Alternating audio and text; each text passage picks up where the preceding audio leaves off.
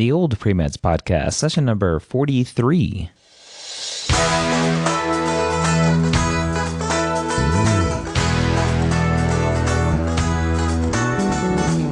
You're a non-traditional student entering the medical field on your terms. You may have had some hiccups along the way, but now you're ready to change course and go back and serve others as a physician. This podcast is here to help answer your questions and help educate you on your non-traditional journey to becoming a physician. We're back here another week at the OldPreMeds podcast, taking questions directly out of the oldpremeds.org forums. If you are a non-traditional student and you don't have an account over there yet, please go sign up. It's free and it's great. Again, oldpremeds.org. The question that came in this week is, the title of it is Need Help Because of GPA. And it's this person, I believe it's their first post in the OldPreMeds forum, and it sounds like they are listening to this podcast. So, hello, here is your answer. It says, I'm in need of some help and advice for applying to medical school. I graduated back in 2002 with a very low GPA at 2.01. I've taken and retaken some classes, and my post-bacc GPA is 2.7, and my science GPA is 3.3 at my post-bacc school. But my overall GPA is still really low at 2.37, and because of my undergraduate GPA is low, I'm unable to get pre-med help from my school that I've taken my current post-bacc courses. Also, my overall science post-bacc GPA is 2.7 because of classes I took when I was doing research, and they were graduate level courses that I took in order to work in the lab I was working at the time. I was not prepared for these classes, but I needed the job to pay rent and help my soon-to-be wife at the time pay for physical therapy school. Additional background info, I have worked in basic research labs for 3 years and have published 2 papers and have poster presentations at international conferences. My work experience also includes working in clinical research for 4 years and working as a lab assistant at a medical school anatomy lab and orthopedic surgical training center. I have been out of work for 2 years. It is hard getting a job in the San Fran Bay Area. I've taken the MCAT pre-2015 and got a score of 26. I'm 39, currently working on physical therapy research and teaching. I'm looking for pre-med advising help, and yeah. All right, so Larry, as the name in the post, Larry, time to be honest with you. I think it's time to figure out why you're not doing well in school. No more excuses.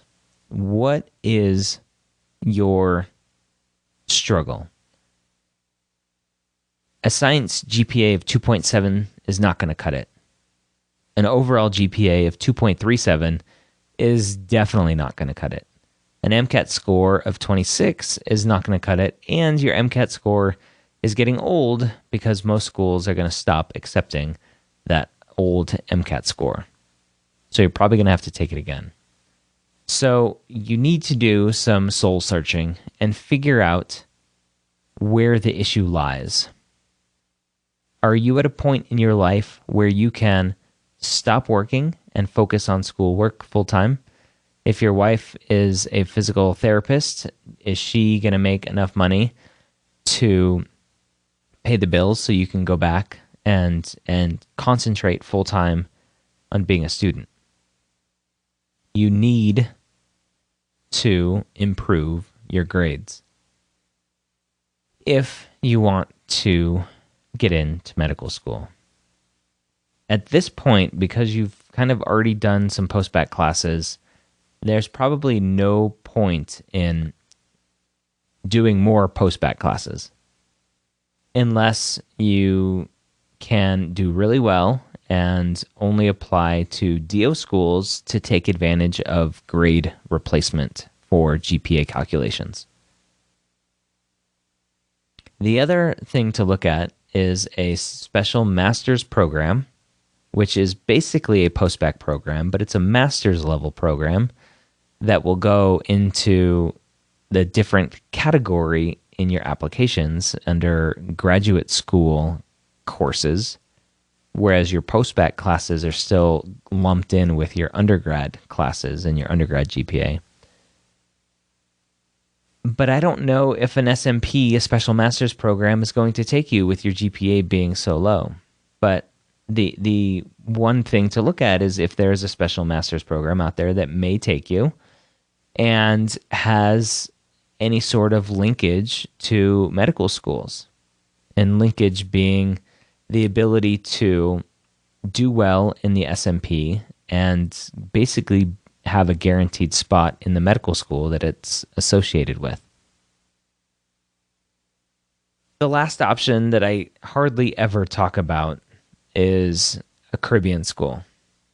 And if that's an option, then I would reach out to them and find out if your GPA is good enough for a Caribbean school. I don't know if it is. Caribbean schools are for-profit institutions, and they usually take anybody and everybody, but they might not even accept your low GPA. So that would be another option for you. You have a lot of work to do. Your research experience and your clinical experience, it's great, but it's not going to overcome your GPA or your MCAT score. So you really, really, really need to figure out how to improve those or look at doing something else, really. I'm interested to know why you're doing physical therapy research and teaching if you want to go to medical school. I find that interesting. I would assume that you would try to do research with physicians who might have some pull at medical schools for when you eventually apply. So that's just another thought that I had reading your question. Larry, I wish you the best of luck. If you have any questions, you can always email me, ryan@medicalschoolhq.net, and I'd be glad to help as best I can.